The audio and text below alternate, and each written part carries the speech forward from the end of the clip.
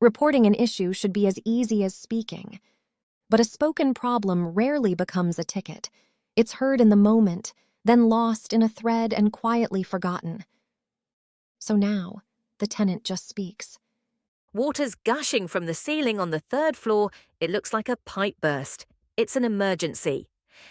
Helpdesk AI listens and transcribes every word live.